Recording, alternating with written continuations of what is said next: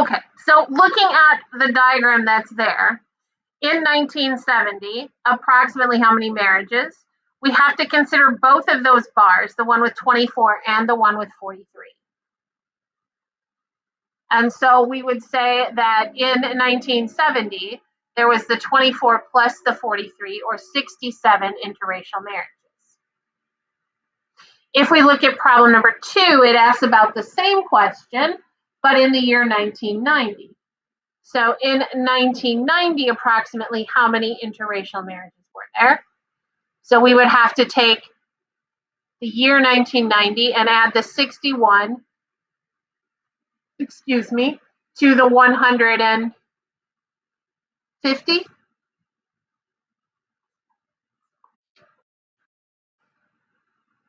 To get 111, not 121, interracial marriages.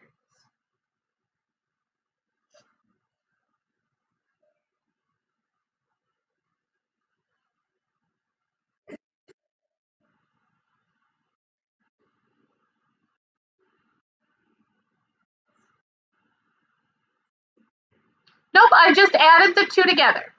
So in 1990, as you look at the graph that's here, the red bar indicates how many interracial marriages had a white husband and an African American wife. The yellow is the other way around. So if I want the total, I need to add them together. Okay. Problem number 3 asks us to determine the percent increase. Now, this is an old skill, meaning this skill comes from previous units, when we did chapter 6 to be exact.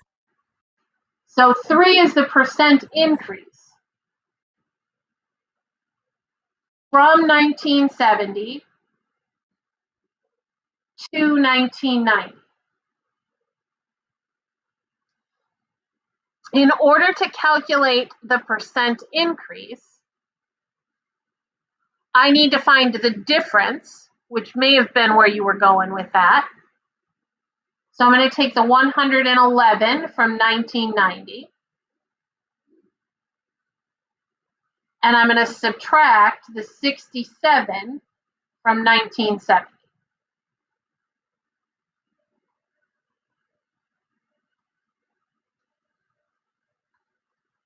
This gives me a difference of 44.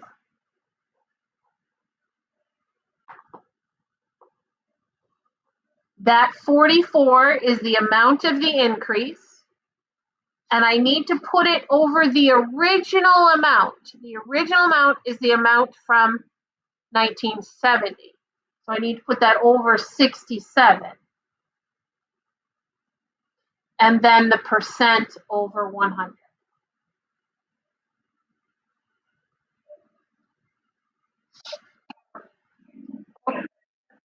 I am. Hold on, and I'll get there.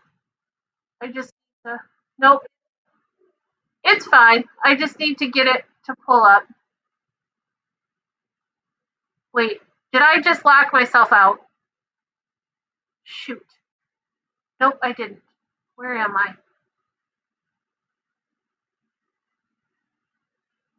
Okay, here. That's what's happening. There we go.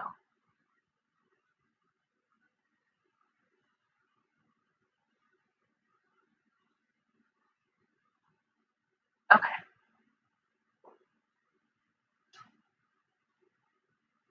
Is that better?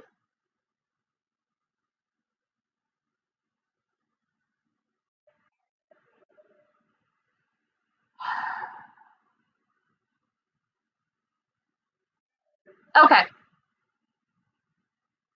It's just being ridiculous right now. That's all. Sorry. I'm a little frustrated with it. It's not you guys. It's the technology. Okay.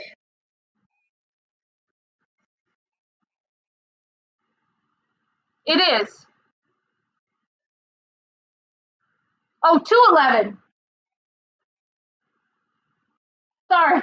I'm 100 off. 211. Lord. No, it's because I made a math error. There we go. Is that better? Okay. My mistake. No wonder. Lexi's like, Amy, you're crazy. All right. So we've got 144 over 67 is equal to the percent over 100, which I'll then cross multiply.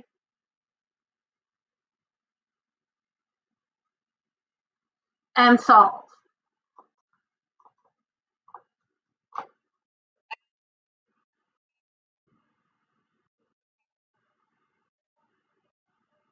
Yes.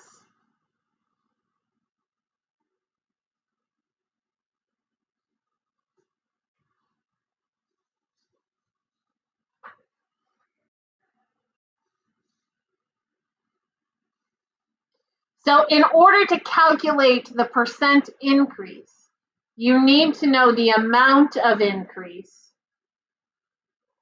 and you have to divide that by the total that was original.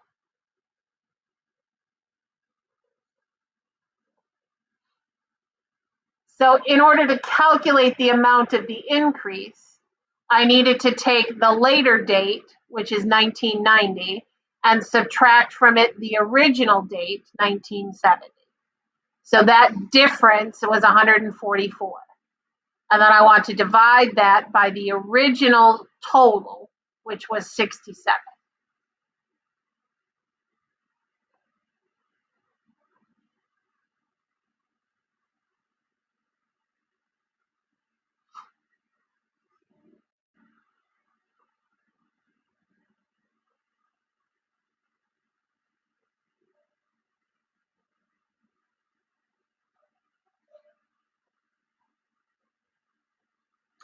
The second one there, problem number 4, asks us to find the percent increase in interracial marriages from 1990 to 2010.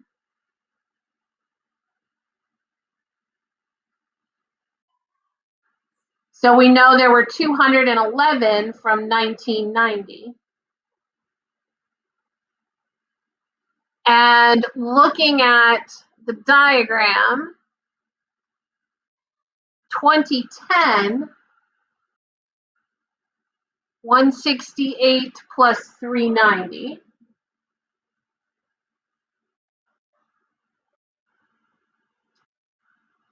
So if I do 168 plus 390, that's going to give me 558.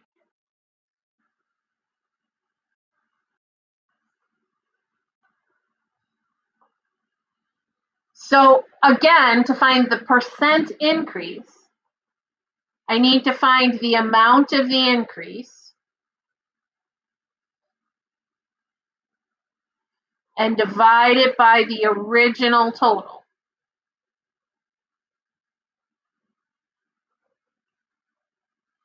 So the amount of the increase would be that 558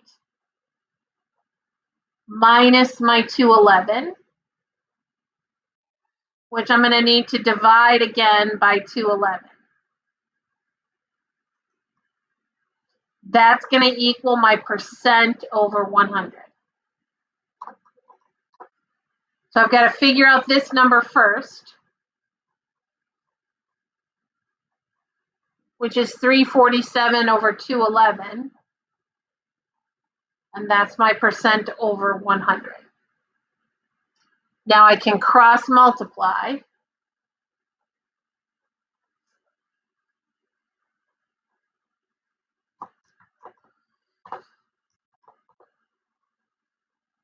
To get 164.5%.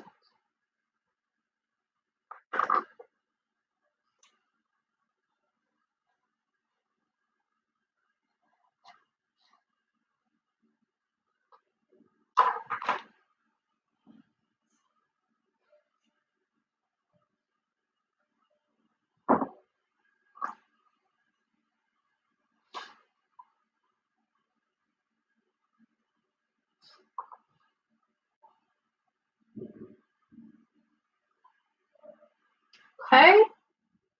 Now, problem number 5 is just slightly tricky. Problem number 5 asks, in what years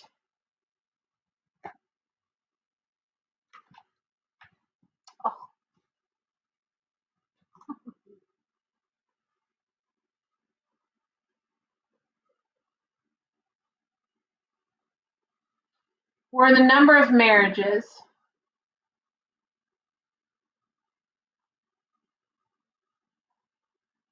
interracial marriages, that is, whoops,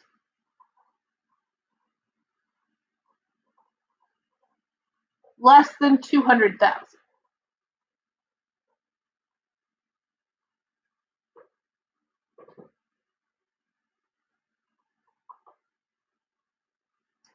Now, you may be tempted to say all of them, but that's not going to be correct.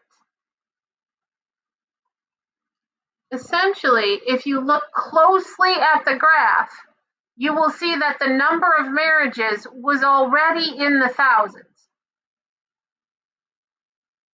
So even though we answered for part one, 67 interracial marriages, that really should have been 67,000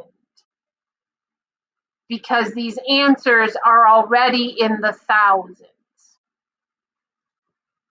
So when I come up here, this answer should have been 67,000. And this should have been 211,000.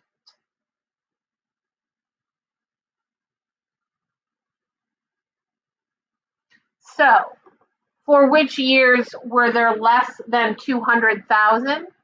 Well, that's 1970 and 1980. Once we get to 1990, we were already over 200,000.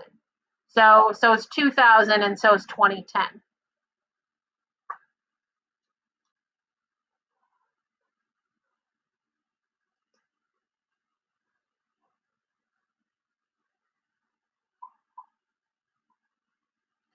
Problem 6 asks, in what years were there over 300,000 interracial marriages?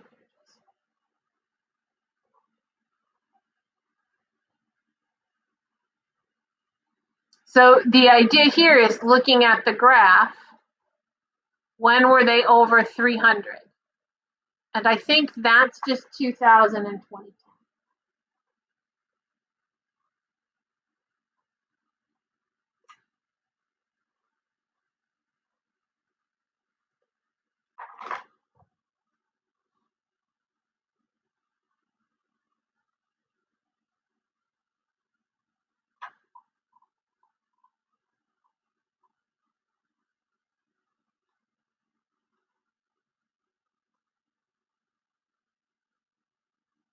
Right? The second goal of the appendix has to do with line charts or line graphs.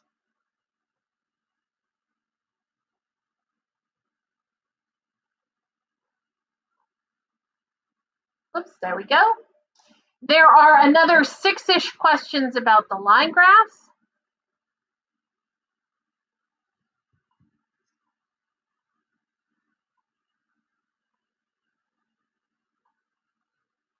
So as you're looking at that graph, you see a single line. And we're just going to ask, whoops, it's problem number 7. We're just going to ask some questions about that line graph. The first asks you to estimate the woman's age of first marriage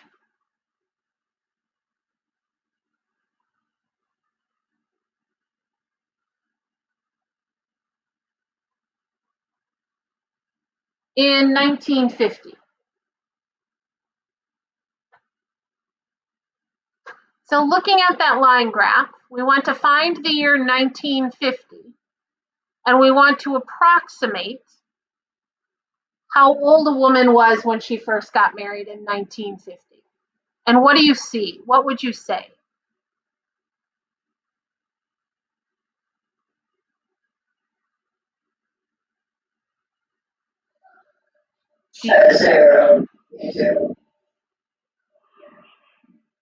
You'd say around what, Stacy? 22. I wouldn't say 22. Not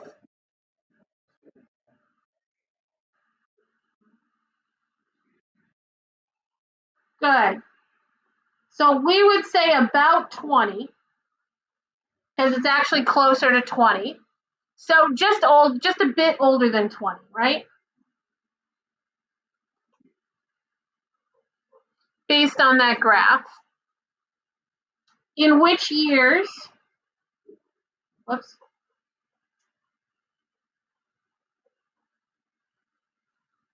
was the first marriage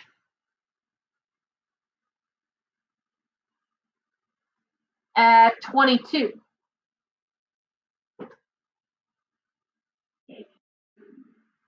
I would agree 1890 is one. Any other years?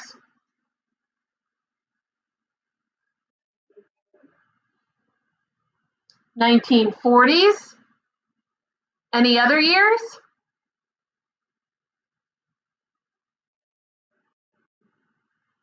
I would say 1980. I would also add in there 1900. Right? Those first two are right on par. 1910 is iffy, right? But 1940 I'm okay with. But yeah, we want to look at 22 and we want to see where they're pretty close to that. So those are fine. I would agree with those answers.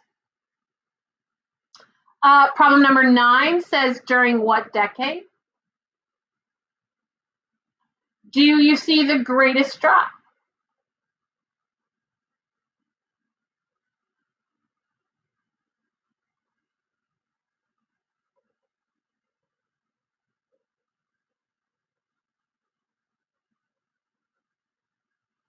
So if you're looking at those, where do you see the most dramatic or sharp drop? During what decade?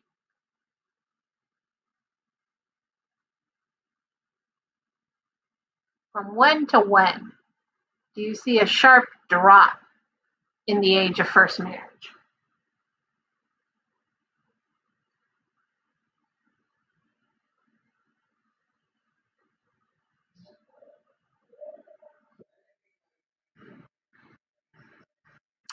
Um, 50 to 60 doesn't change much.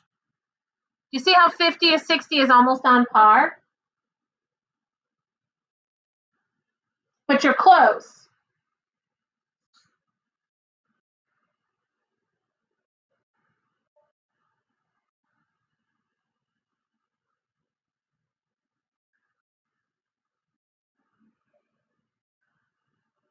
You're really close, Stacy. I wouldn't say 40 to 50 because as you look at those, they're pretty even. But from 1940 to 1950, it does drop real sharp, right? There's a swift decrease from 1940 to 1950. Why do you suppose there was a sharp drop? Know your history? Why was there a sharp drop from 1940 to 1950? Not the Depression. What was going on in the 40s? Mm-hmm. That would be World War II. And people marrying their sweethearts before they went off to war because they couldn't wait. They didn't know if they'd come back, right? So looking at the graph, we have a different situation a little bit later on. During what decade do you see the greatest increase in the women's average age? Well, let's find the 70s, right? That'd be between 1960 and 1980. So look at from 70 to 80. Is that the sharpest increase? Or is there one that goes faster, goes up faster?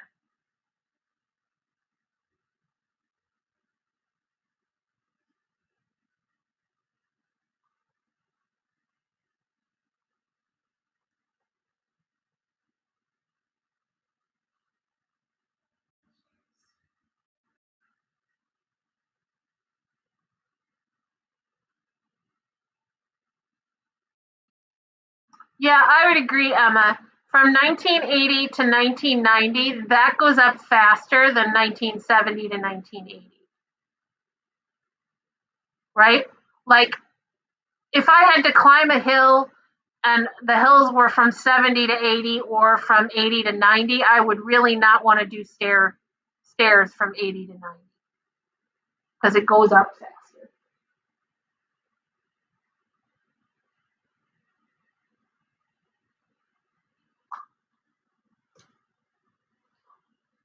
Knowing your history, what was going on in the 80s and 90s from 1980 to 1990? No, you're right. Cold War was then. But that's Reaganomics, right? That's when people had a whole bunch of financial stability, and so women in particular didn't get married as young because they were able to go out and make their own monies. All right, 11 asks for the rate of change in age.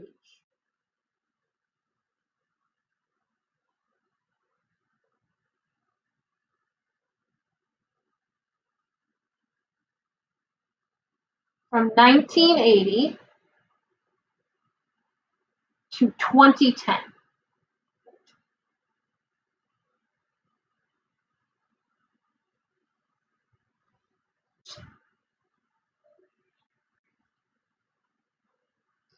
So in 1980, we would say the average age was 22.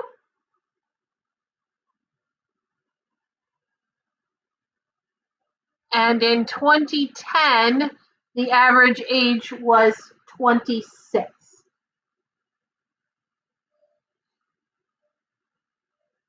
So the rate of change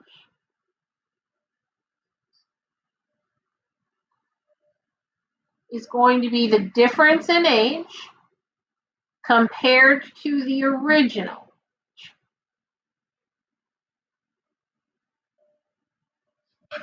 The difference in age would be 26 minus the 22, and the original age is the original date, so that's 22.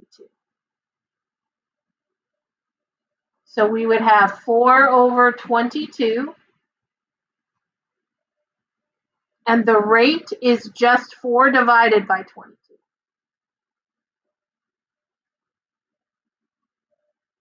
Or 0.18 repeating.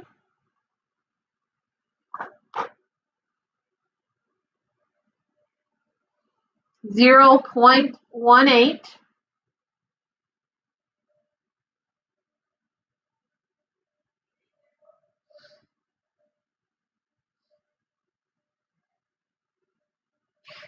years per year. I guess it would be years per year.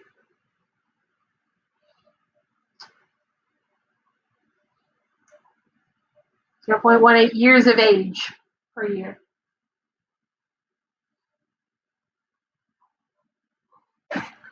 And 12 asks us for the percent change.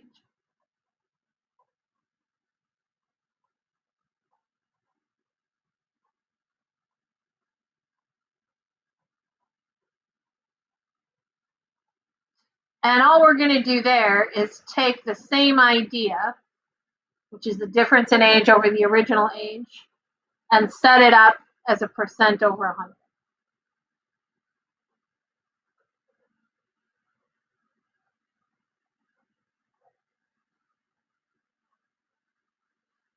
And we're going to get about 18.2%.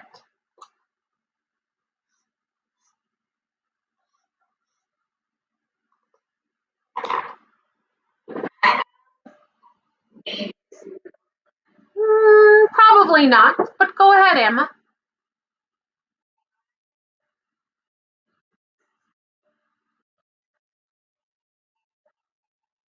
You can. You can absolutely take the rate and multiply it by 100 to get the percent.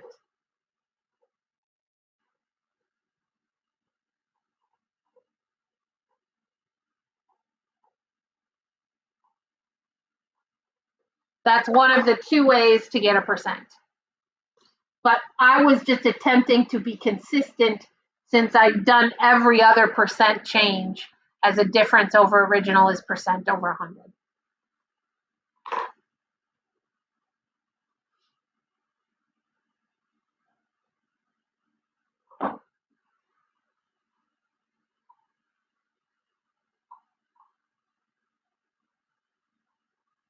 Okay. All right. Third objective is pie charts. How familiar are you with pie charts?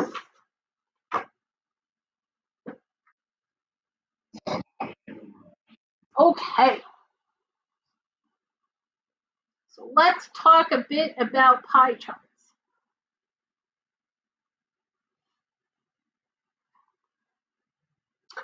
All right, in your notes, you have the breakdown of a monthly budget. Basically, pie charts take a circle, and the circle represents the total. And that total is broken down into several segments called sectors. In your example, housing is listed as 30%. Child care is 18%. Food is 16%. Transportation is 14%.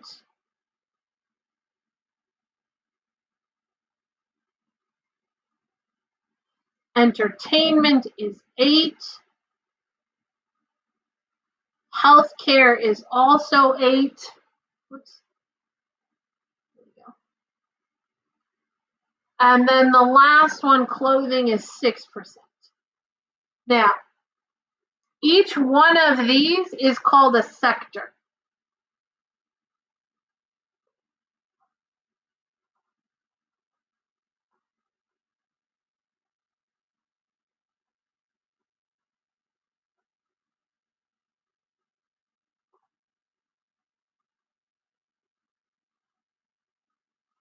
The sector takes up the same portion of the circle as that label is of the budget.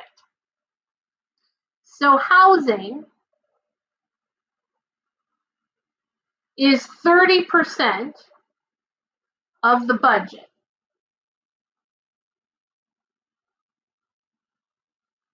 And housing sector, or that piece of the pie, is 30% of the circle.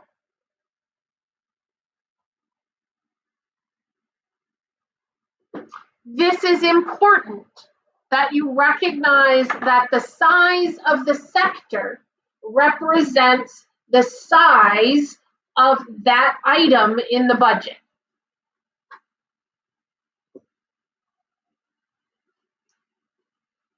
Ooh, not good. Just dripped water on my piece of paper. Okay. Okay. So, problem number 13 asks us, what percent of the monthly budget goes to healthcare and education?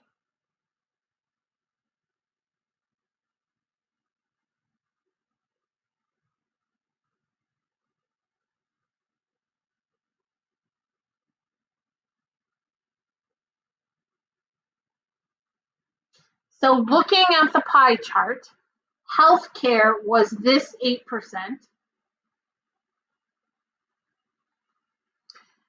And education was the 18%. Childcare slash education.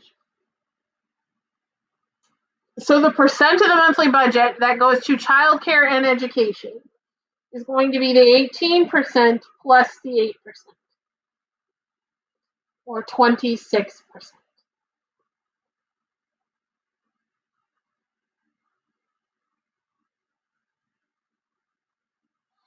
Problem number 14.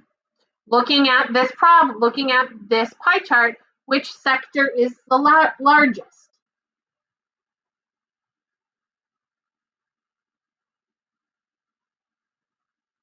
So looking at this pie chart, which sector is largest?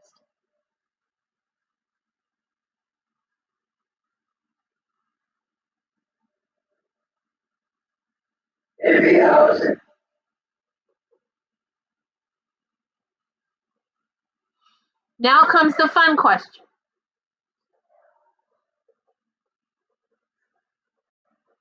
How many degrees of the circle does it have?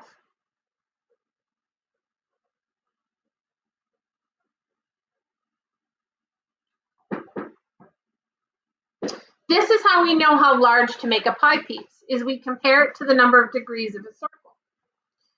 Do you recall how many degrees are in a full circle? Okay. Since there are 360 degrees in a circle, this sector takes up what percent?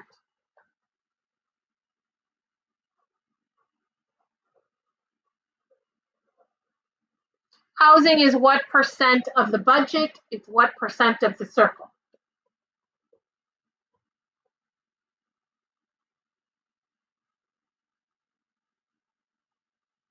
It says on the graph what percent is housing.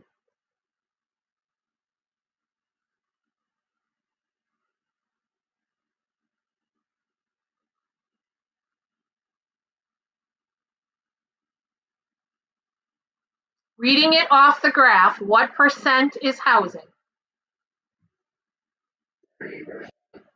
Since housing is 30% of the graph, it's 30% of the circle. So we're going to find 30% of 360 degrees. Housing is 30% of the budget. It must also be 30% of the circle.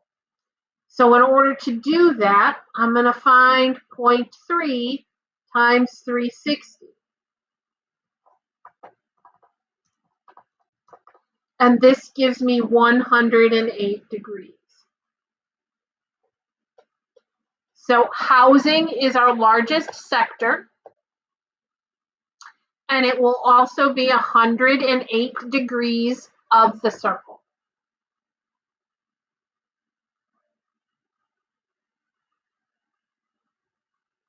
Questions about that?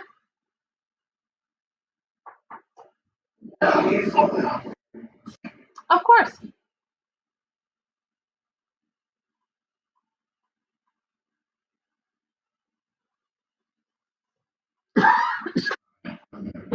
Okay. So using that same graph, we're going to ask some money questions. If a home has a monthly budget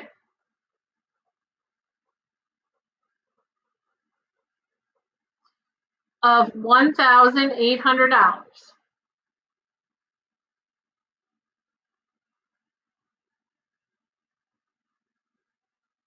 how much money is spent on entertainment?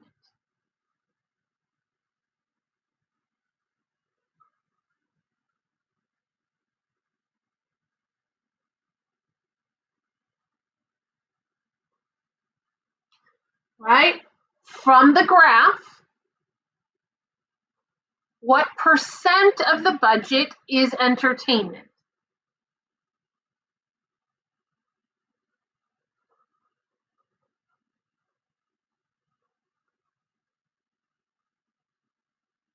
You guys got the graph. Look at the graph. Look at your pie chart. What percent of the budget is entertainment? 8%. If it's 8% of the pie chart and your budget is $1,800, so it must be 8% of that 1,800.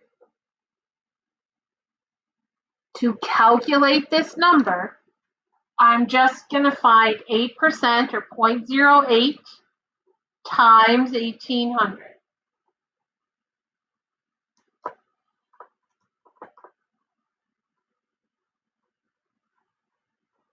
So that's $144 a month.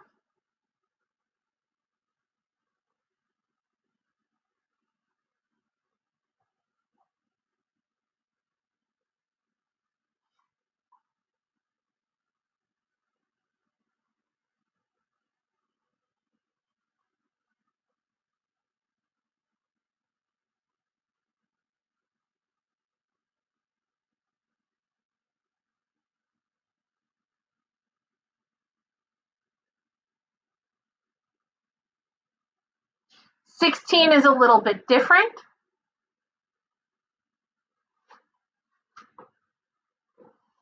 In that I'm telling you that housing is $690, and I want to know what the total budget would be.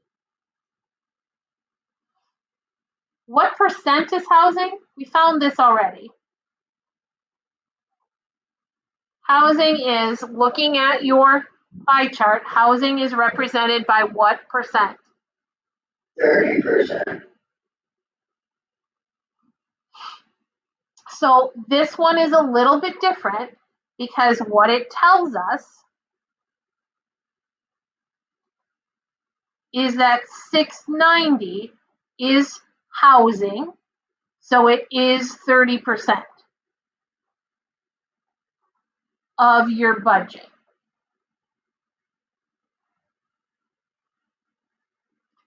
If you remember your percents, that means this one is different. 690 equals 0.3 times some unknown budget.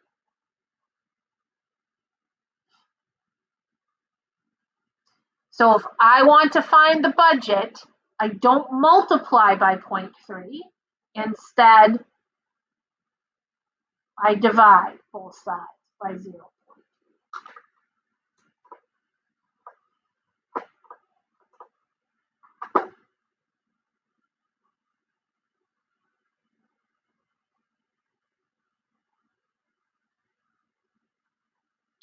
And I get 2,300 for the budget.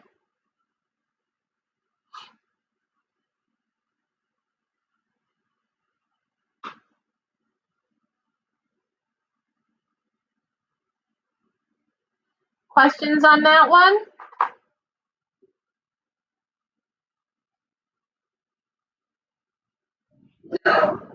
Okay. I'm going to leave the last two for you to do because we need to get into sampling and frequency tables. Oh, boy. Okay.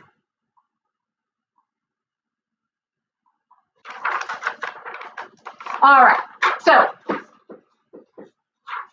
those three graphs, the pie chart, the bar chart, and the line graph, are three graphs that we assume you're very familiar with. So if you need assistance with that homework, please reach out. But my hope is that that is something that is really already relatively familiar to you. Right? Then we get into chapter 8.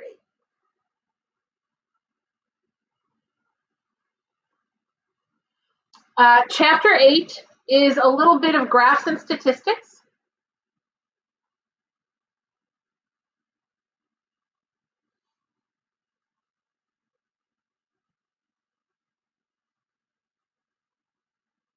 So we're going to talk first about some of the statistical ideas. And the first thing we want to talk about is the idea of a population. Population is a set of people or data or objects that contains all the data to be analyzed.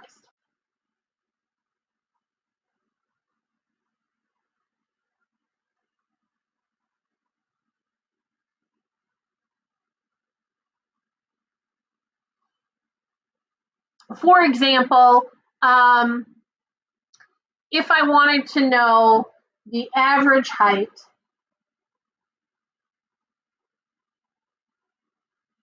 of a point guard in basketball. Okay? My population would be anybody who has ever played at point guard. Now, hopefully you recognize that to include everybody who had ever played at point guard, that this would be a difficult task to gather all of that data. I can make my population smaller if I want the average height of a point guard that played professionally.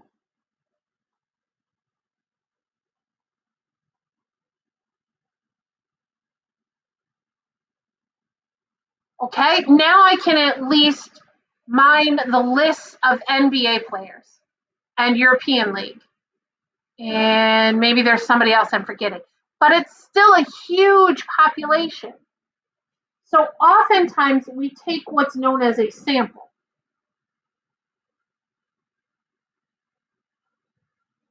This is a subset of the population meant to represent the same variation.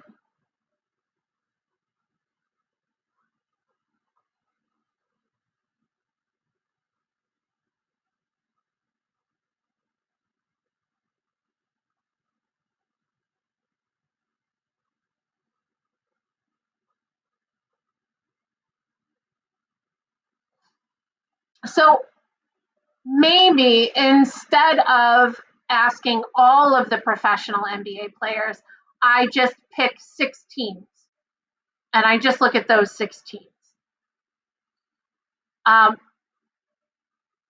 But is that going to be representative? I don't know. We have to consider these things. Okay. So we have an example here. The Board of City Supervisors conducts a survey of its citizens to determine the effectiveness of a noise ordinance in its local district.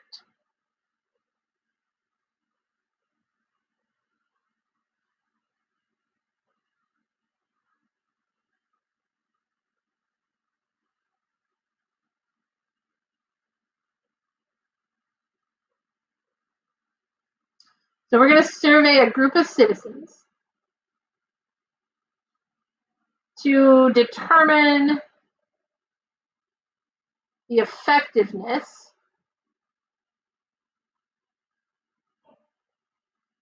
of a noise ordinance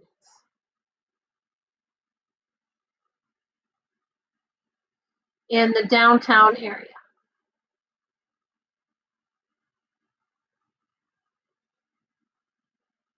Let's just personalize it a little bit and let's just say in downtown La Crosse.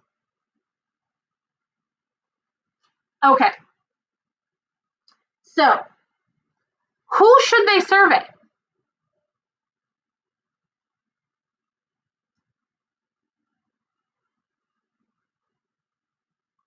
Should they survey all citizens of La Crosse?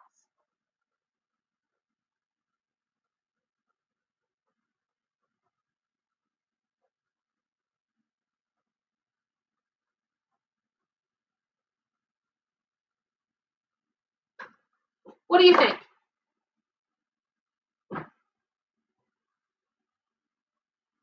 I'm not going to tell you what's right or wrong. This is statistics. It doesn't work that way. Do you think they should survey all of the citizens of La Crosse?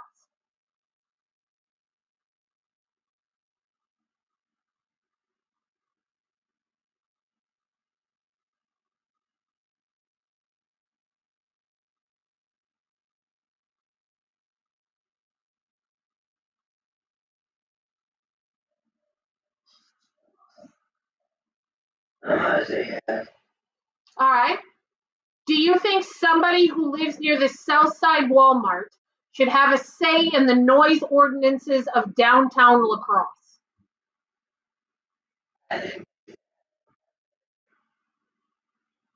Okay.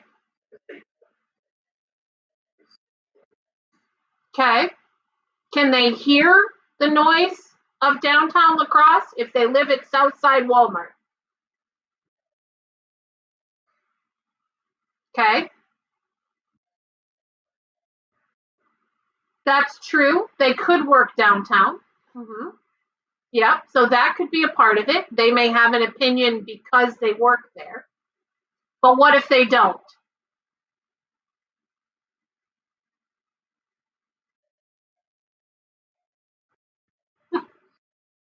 This is They probably would ignore the survey, right? Or just let it go. But you still feel that they should be asked. Does anyone feel? Go ahead. Do you think that if they have an opinion and they don't live there and it doesn't really affect them, do you think that they should still have a say?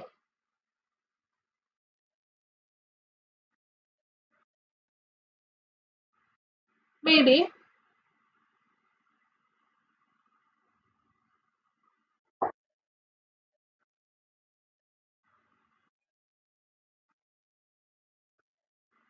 That's true, to add their voices to those that they might agree with.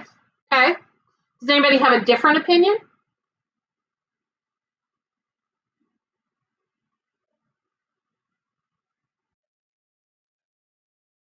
I don't know. I don't think so.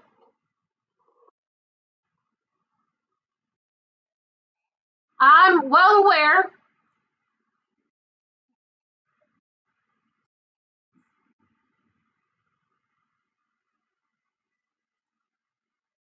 Nope, we got Cole, we got Emma, we got Jaden, we got Lexi. Yeah, I can hear you, Cole.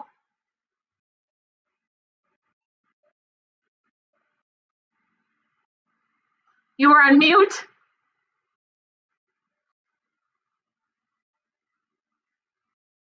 You were muted. It's all right. It's all right. It looks like everybody else is currently muted too.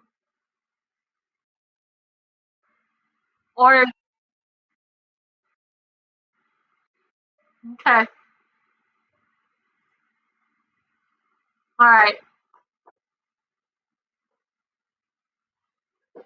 Okay.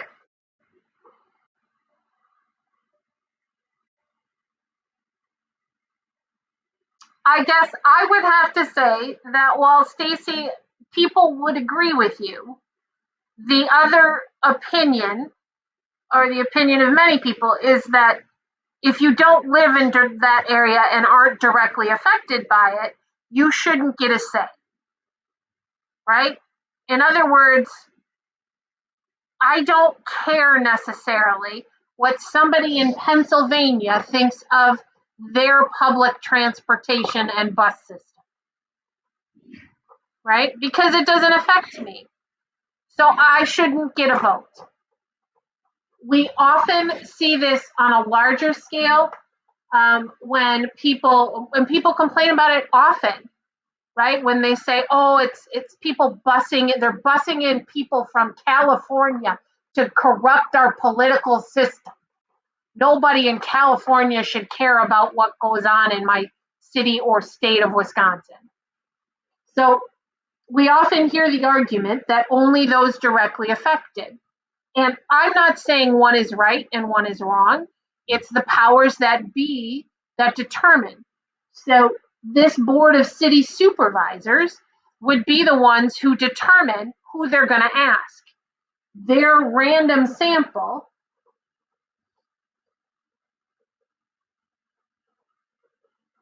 or those people that they would ask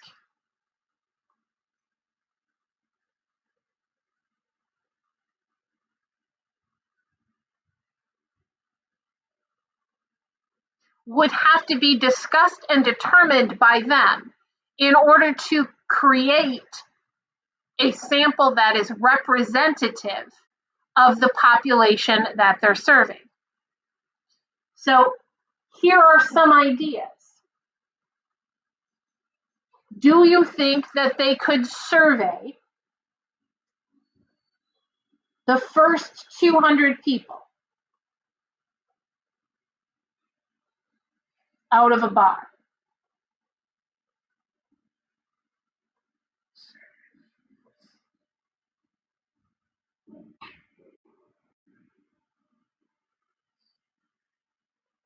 Should they send out surveys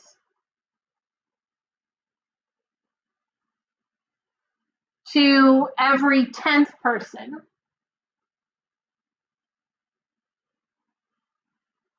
in the phone book or the directory? Because we don't really have phone books anymore, right? Yeah. So they've got like a city census, and they're just going to send out something to every 10th person in that city census. Should they split the city into neighborhoods or areas and send out surveys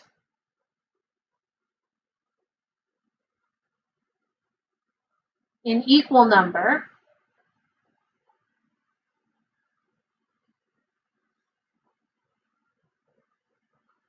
to each neighborhood?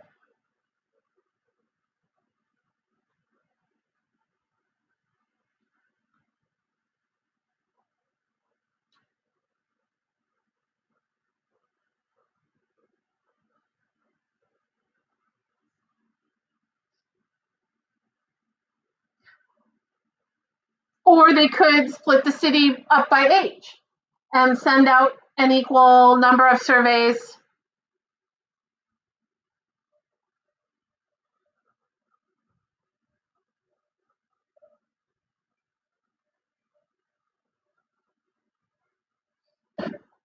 to each group.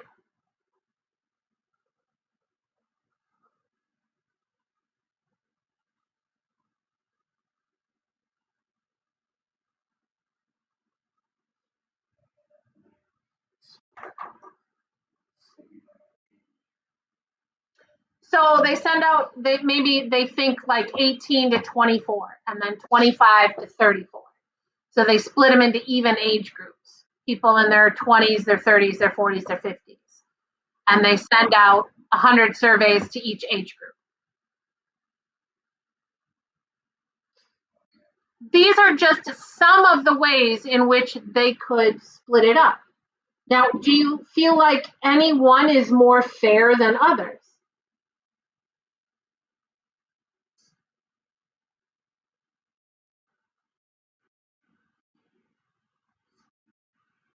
Okay.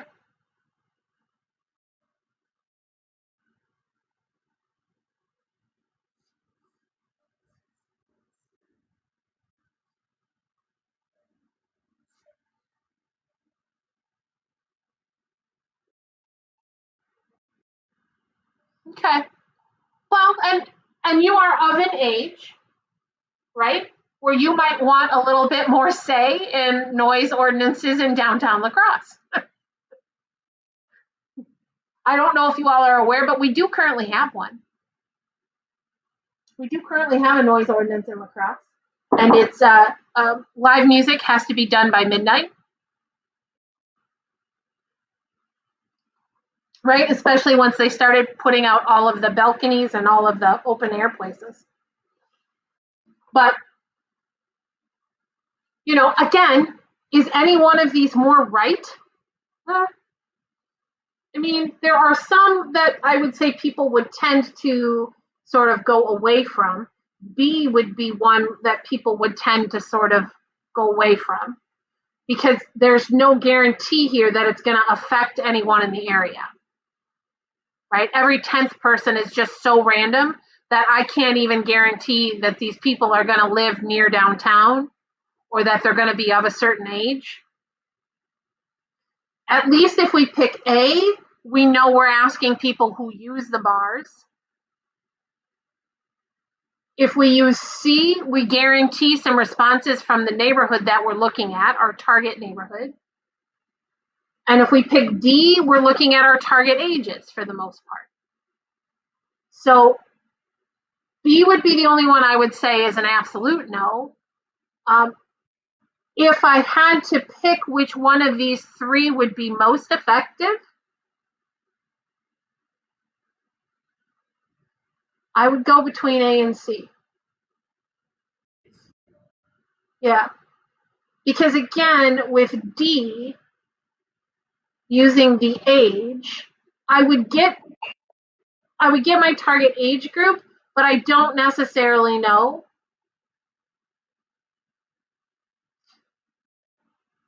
that it might be biased. Both A and D would probably have some bias based on the users, meaning younger students who would want the bars to be open longer, and the noise to be more allowable. Because chances are, if you are in that 18 to 25-ish range, you're probably not living above a bar. Or maybe you are. Maybe 10 years ago you were, but right now the rents are too high. Okay. Okay. So picking that appropriate sampling technique can be difficult and often needs explanation.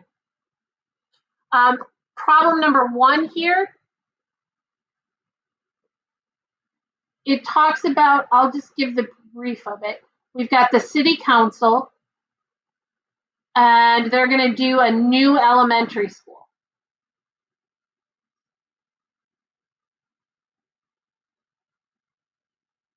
They want to know if they should build a new elementary school.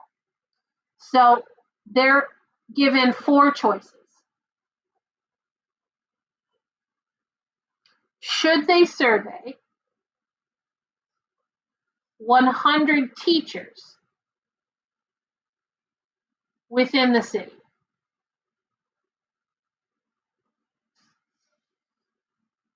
Should they survey 100 random people, so just anybody from within the city?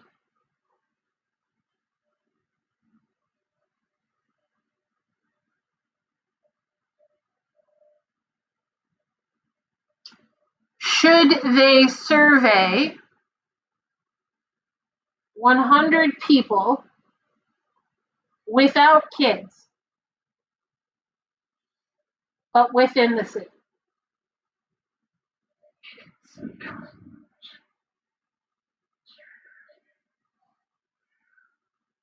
Or should they survey every fifth adult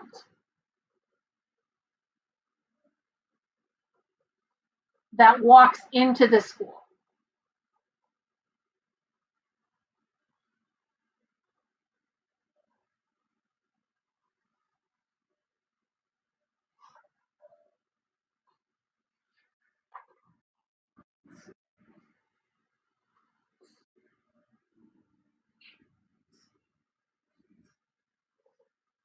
So we're going to survey either 100 teachers within the city, we're going to survey 100 random people within the city, we're going to survey 100 people who don't have kids, so without kids, but live in the city, and we're going to survey every fifth adult that walks into the school.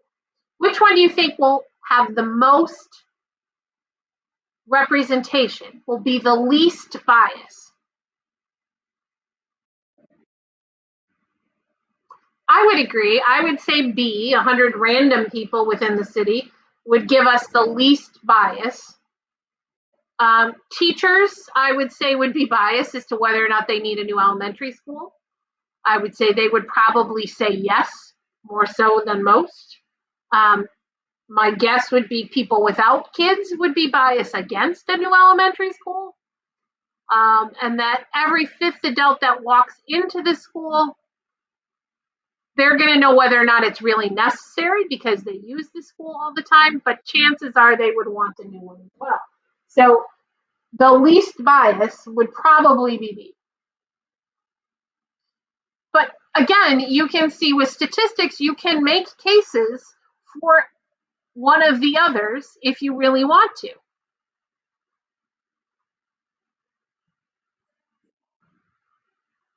It's not always very black and white.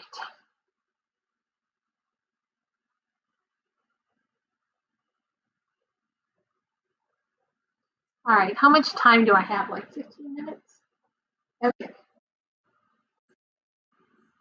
50.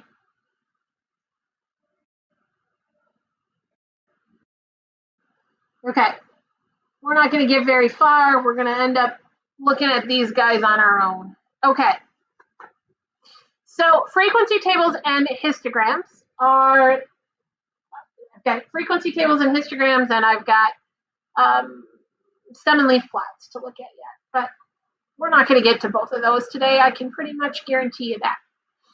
Okay, so frequency tables and histograms. For the second example, we have the age at which 30 boys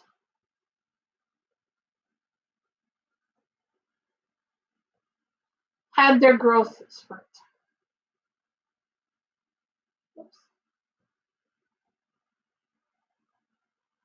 So there are 30 pieces of data here. There's a 12, a 15, and a 12, a 13, and 11, and 16, a 15, a 13, and a 12, an 11, a 15, and a 13, 12, a 12, and a 12, a 15, a 16, and a 14, a 14, an 11, and a 13, a 16, a 13, and a 16, and a 12, a 16, and a 12. All right, this is our data set.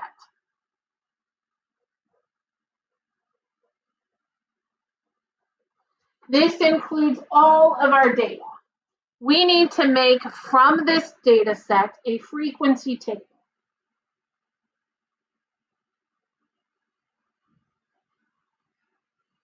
A frequency table lists each age, 11, 12, 13, 14, 15, and 16. And from it, we use it to count up the frequency of each.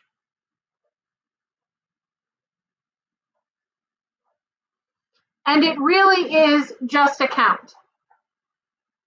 Now, do not be afraid to enter this data into Excel or to use an Excel download in order to help you sort this data.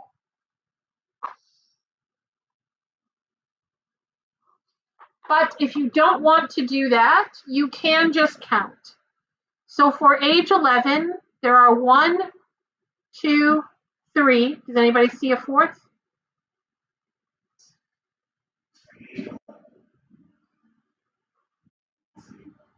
So our frequency for the age of 11 is going to be 3.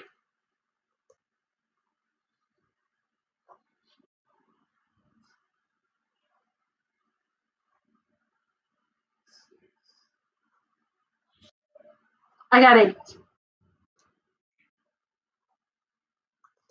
For 13, 1, 2, 3, 4, 5. Yep. What do we got for 14?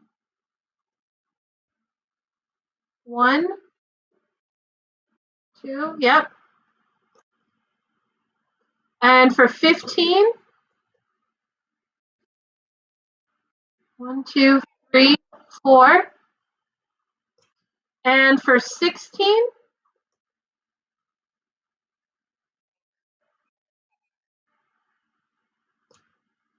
I've got 5. Now, how many data points did we have?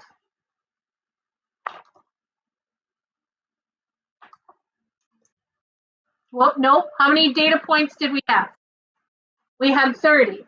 So 3 plus 8 plus 5 plus 2 plus 4 plus 5 should add up to that same 30. Okay, if it doesn't add up to 30, you miscounted something, right? If I only had 28 in here, that would let me know that I missed some data points.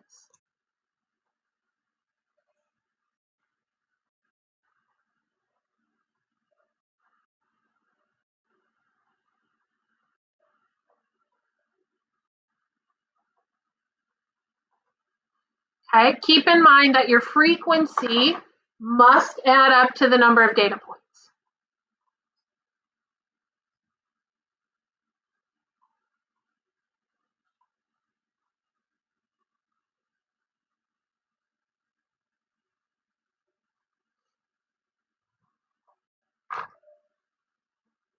Okay, that's a frequency table. That's a very basic frequency table.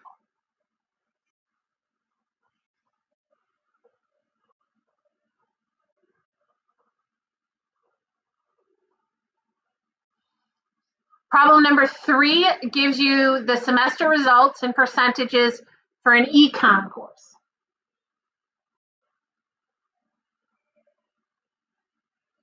Got a 78, an 85, a 98, and a 46. I've got a 98, 97, 78, and a 91. I've got an 85, a 75, a 97, and an 84. I've got a 56, a 98, an 87, and a 71. Got a 68 and a 64. I've got a 71 and a 61. I've got an 86, a 98, a 76, and a 68. I've got an 84, a 78, a 74, and a 79. Then I've got a 76, a 54, a 75, a 94, and then I've got a 74, a 65, a 78, and a 61.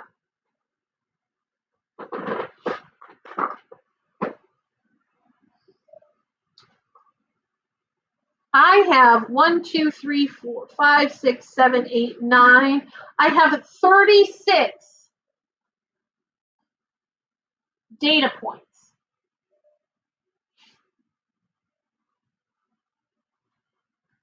With 36 different data points, I don't want to do a frequency table like this one, right? There's just too much. My lowest number is right here, I think at 46. Is there any number lower? 46.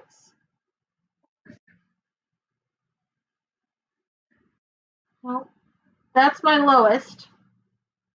My highest number, 98, right? So I don't want to figure out a frequency table with a 46, a 47, 48, 49. That's just too much.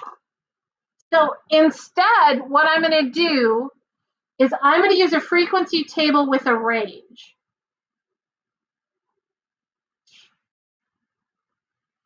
So I'm going to put, I need a longer table than I've got here.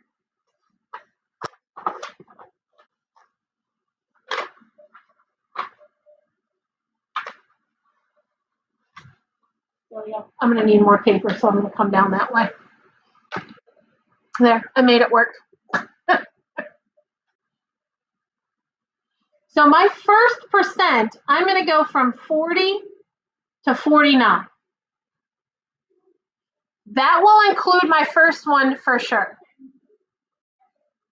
Then I'm going to go from 50 to 59 because these need to be the same.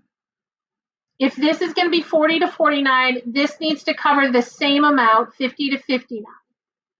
Then 60 to 69, 70 to 79, 80 to 89, and 90 to 90. I want to make sure that my highest number will fit in my last class or my last frequency count. Then what I want to do is count up the frequency in each of these categories. So you can do this one of two ways. Some people like to count them all up. I make what are known as tally marks. So 78 would go here, 85 would go here, 98 here, 46 there. Then I've got a 98, a 97, a 78, and a 91. I've got an 85, a 75, a 97, and an 84.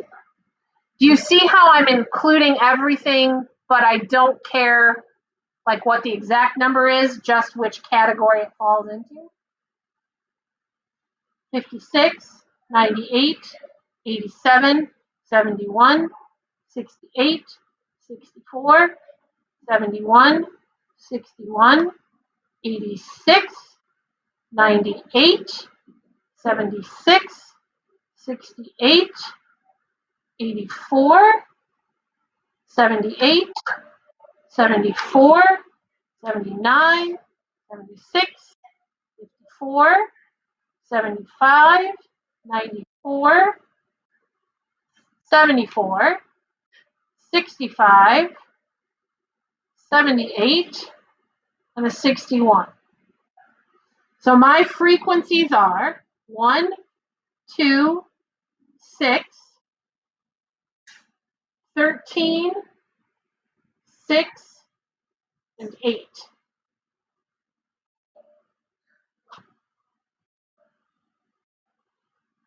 Now, what should this total be?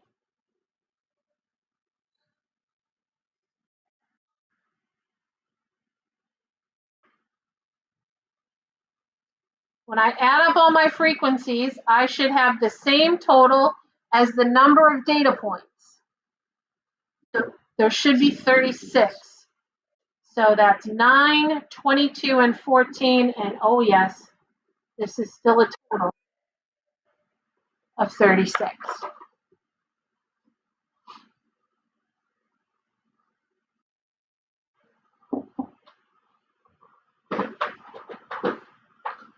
All right. I did not get to everything I wanted to, but there are videos included in these, and I will take another peek and send something out on histograms and stem and leaves. So,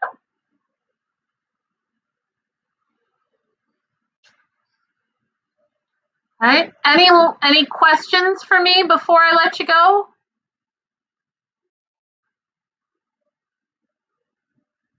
Okay. Keep in mind, if it gets overwhelming, sorry? Yep. Thursday we're scheduled to do like mean, median, mode, and standard deviation. So if we have, keep in mind that I do sort of have an extra day scheduled in.